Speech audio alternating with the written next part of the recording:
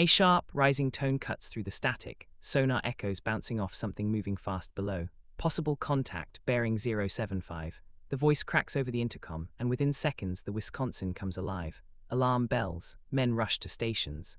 Engines rumble deep in her steel heart. Far below, unseen, the ocean conceals its hunter, a German-type IXC U-boat. Its periscope breaks the surface for a heartbeat, capturing the monstrous outline of the American battleship above. The commander watches through the lens, calm, precise. He knows this could be his moment to strike a blow against a symbol of American might. Torpedo tubes flood, depth calculations align, the order is given. 4 silver shapes launch into the black, leaving trails of bubbles as they race toward their target. On Wisconsin's bridge, eyes lock on the radar. The sonar ping accelerates faster, louder. The ship begins to turn hard to port, her massive hull groaning. The battle between hunter and fortress has begun. And in that instant, the Atlantic holds its breath. For years before the USS Wisconsin ever cut through the Atlantic, the ocean had been a graveyard. From the first days of World War II, German submarines, the infamous U-boats, had turned the Atlantic Ocean into a hunting ground. It was a war fought in silence and shadows. Merchant convoys vanished without a trace. Entire fleets burned beneath the waves. Between 1939 and 1943, over 2,700 Allied ships were sent to the bottom by these silent predators. The German Kriegsmarine called it the Tonnage War. Its purpose was brutally simple: starve Britain into surrender by severing her lifeline of supplies. U-boats lurked off the American coast, in the mid-Atlantic gap, and even within sight of British shores. Each night, the ocean glowed with burning oil as tankers and cargo vessels were struck by torpedoes. The ocean floor became littered with wrecks and bodies, the result of a war that most never saw, but every sailor feared. By 1942, the Allied situation was desperate. Convoys were sailing under constant threat, and the technology to detect submarines was still primitive. Early sonar, known as ASDIC, gave only a faint sense of what lay below. Radar was limited by weather and range. The hunters had the advantage of stealth, and the Allies were learning through loss. Then came the counterattack. Slowly, methodically, Allied naval engineers and tacticians reshaped the Atlantic War. Escort carriers began to patrol the convoy routes. Depth charges became deadlier. Radar detection improved, and high-frequency direction-finding stations, Huff-Duff, could pinpoint U-boat transmissions across the ocean. The tables began to turn. By 1943, wolf packs that once struck with impunity were being hunted themselves. Aircraft from escort carriers swooped low over periscopes, destroyers dropped depth charges in spreading patterns, and the once invincible U-boat arm began to crumble. German Admiral Karl Dönitz admitted grimly that his submariners were being massacred. But even as the tide turned, the cost remained staggering. Over 30,000 U-boat crewmen, nearly 3/4 of Germany's total force, would never return home. The Atlantic had consumed both hunter and hunted alike. And into this unforgiving sea, a new kind of warship was born, one that embodied speed, armor, and overwhelming firepower. The USS Wisconsin, BB-64, was commissioned on April 16, 1944, at the Philadelphia Naval Yard. She was the second to last of the mighty Iowa-class battleships, a design that represented the pinnacle of American naval engineering. With a displacement of 45,000 tons, she was both a fortress and a spear. Her sleek hull could reach 33 knots, faster than any battleship before her. Her 9.16-inch 50-caliber Mark 7 guns could hurl 2,700-pound shells over 20 miles. But beyond the raw numbers was a symbol, a declaration that the United States would not be outmatched on any ocean. The Wisconsin was built for the age of the carrier, yet she carried the spirit of old naval dominance. She was designed to escort fast carrier task forces, shield them from surface and air attack, and deliver devastating bombardment when needed. Her radar systems were cutting-edge. Her anti-aircraft batteries bristled with more than 80 guns, including 5-inch dual-purpose mounts, 14 Bofors, and 20 Oerlikons. Her crew, nearly 2,800 men, came from every corner of America. Young, untested, and proud, they trained relentlessly through the spring and summer of 1944. The Pacific awaited her, but before she could join the offensive across Asia, Wisconsin had to prove herself in the Atlantic, where the ghosts of the U-boat war still lingered. Every drill, every radar test, every anti-submarine exercise was shaped by 5 years of bloody lessons learned from the Battle of the Atlantic. The U-boat threat might have been fading, but it wasn't gone.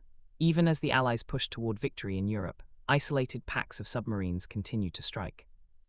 In the North Atlantic, as Wisconsin conducted shakedown trials and convoy escort exercises, she entered a war zone haunted by invisible enemies. For the men aboard her, this was more than training. It was survival in the last days of a long, bitter maritime struggle. By late 1944, the Third Reich was collapsing on all fronts. But beneath the waves, Germany was still fighting with quiet desperation. The once feared U-boot war had dwindled, yet new technology offered a final, deadly hope. The Type XXI and Type XXII Electroboot, revolutionary submarines designed to reverse Germany's fortunes at sea. Unlike their predecessors, these new U-boats were faster underwater than on the surface, capable of remaining submerged for days thanks to advanced batteries. Their sleek hulls and snorkel systems made them nearly invisible to radar and aircraft. On paper, they could have rewritten the Atlantic War, but they arrived too late. By the time production began in earnest, Allied bombers had destroyed much of Germany's shipyards and supply lines. Only a handful of the new subs ever reached combat before the war's end. Still, Donitz's remaining captains fought with grim resolve. They launched desperate missions into the North Atlantic, attacking Allied shipping lanes and task forces in hopes of disrupting supply lines to the invasion of Europe. Many of these missions were suicidal, yet the Kriegsmarine persisted, driven by a mix of duty, fatalism, and vengeance. For the US Navy, complacency was not an option. Even a single torpedo could cripple a capital ship. Battleships like Wisconsin were not designed for submarine combat. Their armor could resist shells and bombs, but not the explosive punch of a well-placed torpedo. That vulnerability made constant vigilance essential. By 1944, Allied anti-submarine warfare had become a science. Ships carried advanced sonar systems, radio countermeasures, and aerial support from escort carriers. Destroyers and destroyer escorts formed protective screens around high-value vessels. Aircraft equipped with radar and magnetic anomaly detectors patrolled vast stretches of ocean, while improved depth charges and hedgehog projectors delivered devastating underwater attacks. The Wisconsin operated within this formidable network of defense. Her own sonar suites were primitive compared to smaller escorts, but she carried specialized crews trained to read faint echoes and identify threats beneath the waves. Every exercise simulated real combat, from false contacts to torpedo evasion maneuvers.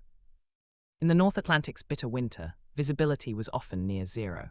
Fog, sleet, and heavy seas masked the movement of friend and foe alike. It was in these conditions that isolated U-boats often slipped past destroyer screens, surfacing briefly to recharge before diving again into the blackness.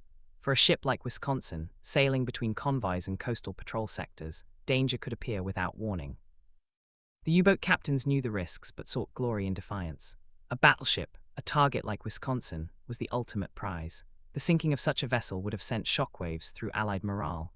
Intelligence intercepts suggested that several U-boats had been ordered to target large American warships off the eastern seaboard, believing they could deliver a symbolic blow against the US Navy.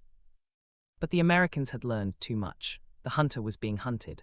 Escort groups equipped with radar-fitted Avengers and destroyers armed with sonar tracked enemy transmissions relentlessly. Every radio message, every periscope sighting was met with immediate countermeasures. In this late-war theater of shadows, Wisconsin represented a new era of naval might, the surface warship that refused to be intimidated by the silent killers below. She carried within her the confidence of a navy that had endured years of submarine terror and emerged stronger. The encounter that awaited her would not be one of panic or surprise, but of readiness, precision, and sheer firepower. The U-boats were still dangerous, still capable of striking without warning, but for the first time in years, the balance had shifted. The fog of the North Atlantic still hid predators, but now, the prey was ready to strike back. And as sonar pings echoed once again through the steel corridors of the Wisconsin, the stage was set for a duel that would test both nerve and machine, a confrontation between the fadding power of the deep and the iron resolve of the surface fleet. Every sailor aboard the Wisconsin knew that the ocean could turn hostile in seconds.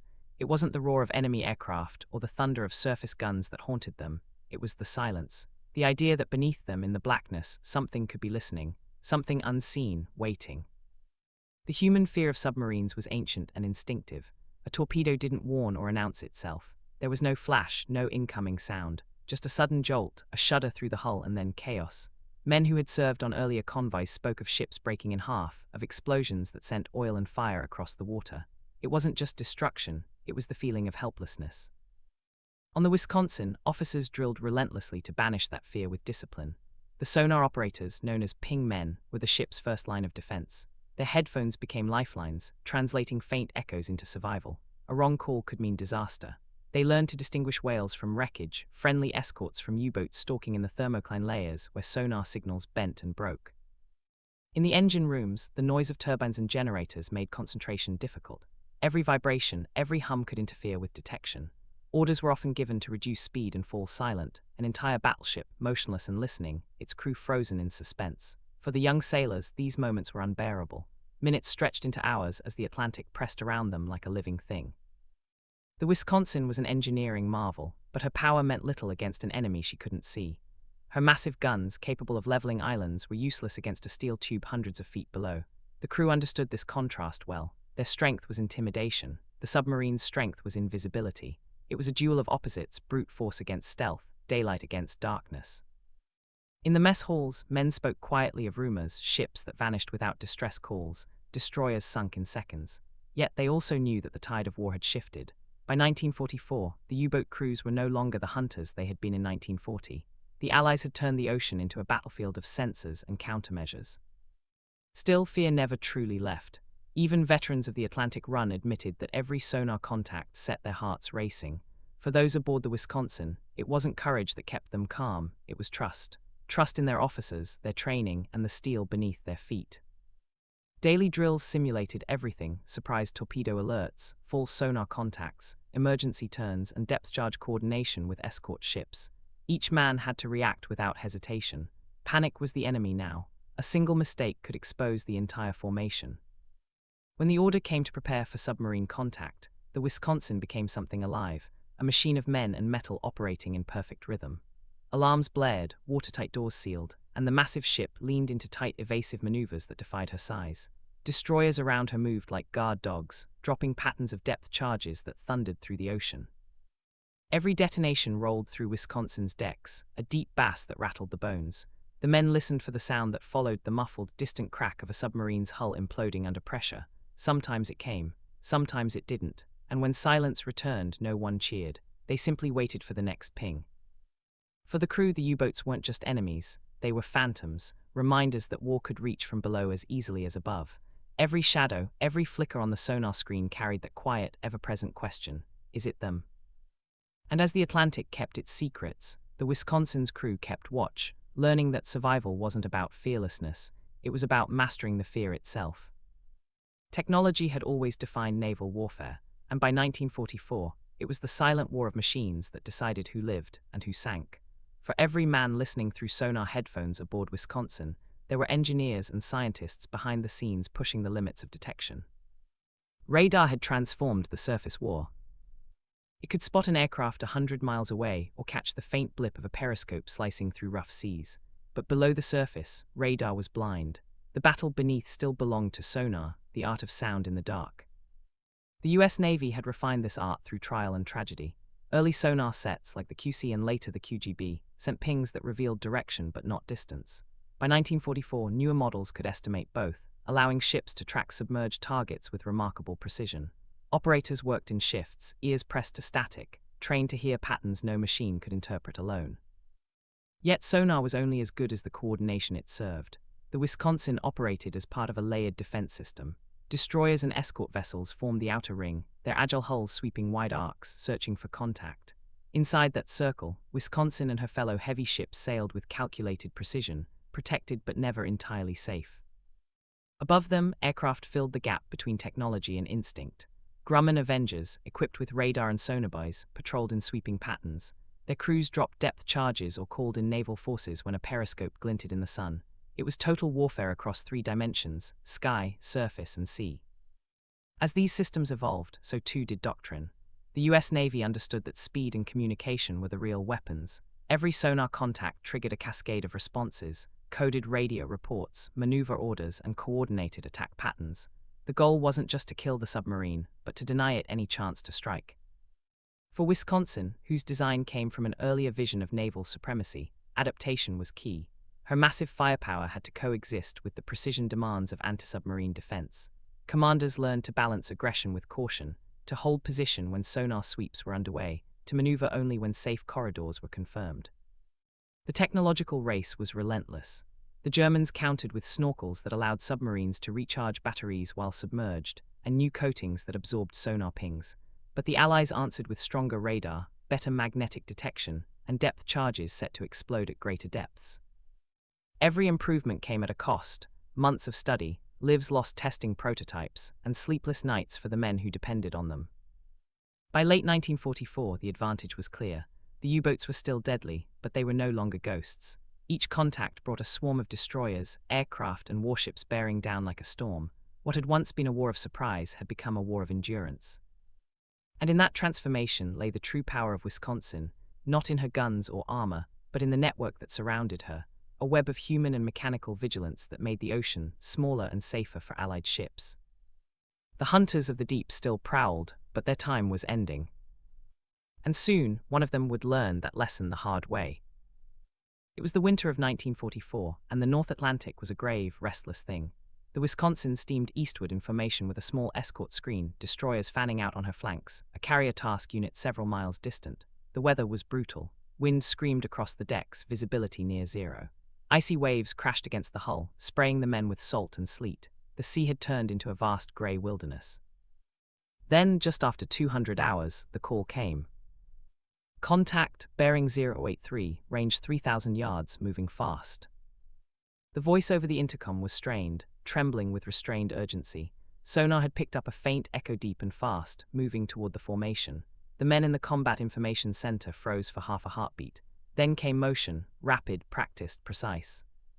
Sound general quarters. Klaxons blared through Wisconsin's steel corridors. Red lights flashed across the bridge. Boots thundered on metal decks as sailors raced to battle stations. In the sonar room, the operators focused on the echo, calling out updates every few seconds. The bearing was closing. The contact wasn't just a phantom, it was real. Deep below, invisible and silent, a German U-boat crept closer, a Type IXC, operating far from its base on a desperate final patrol. Its commander, Kapitänleutnant Ernst Walther, had been ordered to strike any major Allied capital ship he could find. For days he had stalked distant radar contacts, always too far to attack. But now, through the grey murk, he had found one, a giant. In his control room, red lights flickered. The crew worked in silence. The boat was running shallow, periscope depth, the commander scanning the surface through the lens. What he saw was daunting, the vast silhouette of an Iowa-class battleship, black against the dim horizon. A target of prestige, a strike that could echo across the Atlantic. He steadied himself, lows. 4 torpedoes left the tubes in succession. Their compressed air hissed through the hull, bubbles rising through the dark. The fish streaked toward the surface, armed and eager, the sea swallowing their sound. On the Wisconsin's bridge, radar picked up faint anomalies, moving fast low, cutting across the bow. Within seconds, the cry rang out, torpedoes in the water. The ship began a hard turn to starboard, her massive hull groaning under the strain. Engines roared at flank speed. The destroyer Charles S. Sperry broke formation, racing ahead, sonar pulsing, depth charges primed. The seconds crawled. The men on deck braced for impact, but the torpedoes passed wide, detonating harmlessly in the distance, columns of white water rising behind the stern. The ocean erupted with flashes and thunder, but Wisconsin remained untouched. There was no time for relief. The enemy was still out there. Return bearing 083, ordered the officer of the deck. Signal destroyers, attack pattern Delta. The escort ships surged forward. The Sperry and Hank crisscrossed the sonar contact zone, dropping depth charges in rhythmic bursts. Each explosion sent a deep vibration through the water, shaking even Wisconsin's reinforced hull. In the sonar room, operators tracked the fading echo as the U-boat dove deeper, desperate to escape. But the destroyers were relentless. The charges fell closer, tighter, their detonations forming an underwater thunderstorm. A muffled, distant crack rolled through the ocean, then silence. On the Wisconsin, the crew waited. Sonar pulses rippled through the still water, searching for movement. Nothing, just static and the endless heartbeat of the Atlantic. For a moment, no one spoke. Then the captain exhaled. Hold position, maintain search pattern. The attack had failed, but the hunter was still near. Beneath the waves, the German submarine was in chaos. The pressure hull groaned as the U-boat plunged below 600 feet, deeper than she'd ever dared before. Gauges rattled. Bolts creaked, condensation dripped from every surface. The crew whispered prayers in the dim red light. One more near miss could crush them like a tin can. Kapitänleutnant Walther knew the odds. His torpedoes had missed, his position was exposed, and the enemy above was methodical. The American destroyers weren't guessing, they were calculating, coordinating through sonar, triangulating every move he made. He gave the order to rise slightly, to level out and prepare for another attack run, but as the U-boat surfaced just enough to extend her periscope, light flickered above, search beams sweeping the fog. The massive silhouette of the Wisconsin loomed, framed by the glow of escort flares and tracer fire streaking across the night sky. Then came the counter-strike. Main batteries stand by, the order rang out across Wisconsin's bridge. Though her 16-inch guns were designed for surface combat, the secondary batteries, the 5-inch dual-purpose guns, were already tracking. Radar picked up a faint periscope wake. Within seconds, they opened fire. The ocean lit up in flashes of light and concussive blasts. Shells exploded around the periscope's last known position, the water erupting in white plumes. The U-boat rocked violently as fragments peppered her conning tower. "Dive, dive," Walther shouted. The klaxon blared and the submarine plunged once more into darkness. But above, the destroyers were waiting. They dropped another full spread, dozens of depth charges tumbling into the sea. The water convulsed as the explosions overlapped, forming a single, rolling roar that shook the very seabed. Inside the Wisconsin, men steadied themselves as the ship's massive hull shuddered with each blast. In the engine rooms, steam hissed from valves. On deck, lookouts strained through binoculars, watching the sea boil with foam. At last, the water grew still. Only a slick of oil and fragments floated to the surface, a sure sign of damage below. The captain of the Sperry reported a probable kill. The crew of Wisconsin listened in silence, the tension giving way to weary relief. They had survived the attack, and more than that, they had turned it back. The battle was short, brutal, and unseen, but its meaning was vast. The U-boat, once the terror of the Atlantic, had met a ship it could not touch. The Wisconsin's power wasn't just in her guns, it was in the coordination, the discipline, and the technology that had evolved through years of sacrifice. As dawn broke over the Atlantic, the fog began to lift. The sea, once alive with echoes and violence, lay calm again. The sun caught the steel flanks of the Wisconsin, gleaming with a cold, quiet strength. Somewhere below, the remains of the U-boat sank into darkness, another name to be lost in the Atlantic's ledger of the fallen. For the men aboard the Wisconsin, it was a reminder. The war was far from over, but the ocean's balance of power had changed forever. From that day forward, the Wisconsin sailed not as prey, but as proof that the hunters of the deep had finally met their match. The Atlantic was calm again, eerily so. The night that had begun with alarms, explosions, and sonar echoes now ended in a silence heavy with realization. The Wisconsin's crew moved through the corridors with a new weight in their steps, a blend of exhaustion, pride, and disbelief. They had faced a predator that once ruled the depths and survived. More than that, they had won. For decades, the U-boat had symbolized unseen terror. In the early years of the war, entire convoys had vanished beneath the waves. Merchant sailors feared the sudden whistle of torpedoes in the dark, the violent tremor of steel ripping apart. But by late 1944, the tide had turned. Technology, coordination, and sheer persistence had shifted the balance. The Wisconsin's encounter wasn't just another naval skirmish, it was the echo of a dying menace. When the reports came in, contact lost, oil slick confirmed, no further threat detected, a strange quiet settled over the ship. No one cheered, the men simply exhaled. They knew what it meant, another U-boat gone, another link in the chain of German undersea power broken. Captain John S. Jack Thatch, standing on the bridge, stared out over the pale horizon. His words were brief, but they carried through the cold air. "Gentlemen, the Atlantic belongs to us again." That statement, though understated, summed up a turning point. Within months, Allied command would declare the U-boat threat effectively neutralized. The great wolf packs that once prowled the ocean lanes were scattered, hunted, and sinking faster than Germany could replace them. For every U-boat still lurking beneath the waves, there were now dozens of destroyers, aircraft, and radar screens waiting above. For the crew of the Wisconsin, the encounter became a marker in time, the moment they felt the balance shift from fear to dominance. Yet the war didn't stop for reflection. Orders soon came through. The Wisconsin would join the Pacific Fleet. The Atlantic was secure. The fight was moving west. By early 1945, the ship steamed through the Panama Canal, her massive hull dwarfing the locks. She emerged into new waters, blue, sunlit, and filled with the promise of the Pacific campaign. Ahead lay Okinawa, Tokyo, and the final chapters of the conflict. The men spoke often about that night in the North Atlantic, but less as a boast and more as a reminder that they had looked into the dark and found it blinking first. Operationally, the incident changed little in the grand scheme of strategy, but psychologically, it was everything.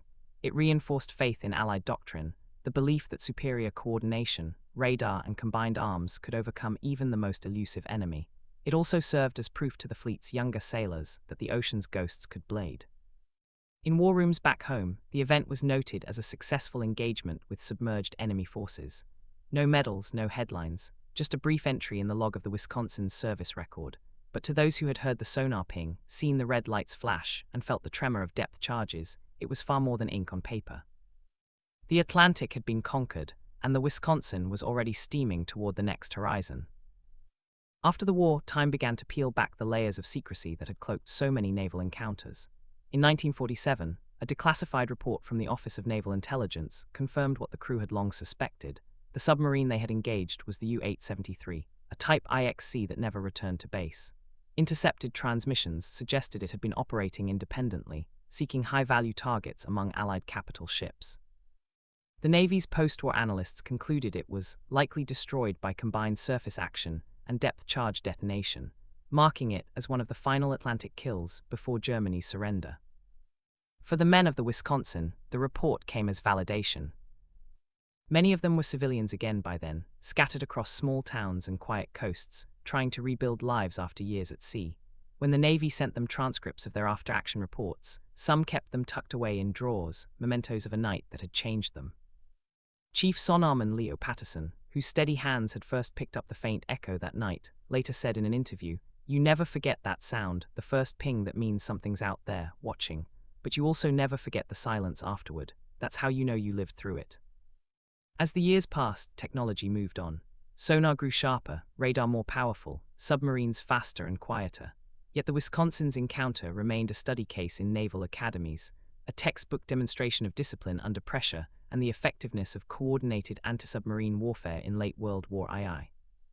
Historians looking back called it symbolic, the twilight of one era and the dawn of another.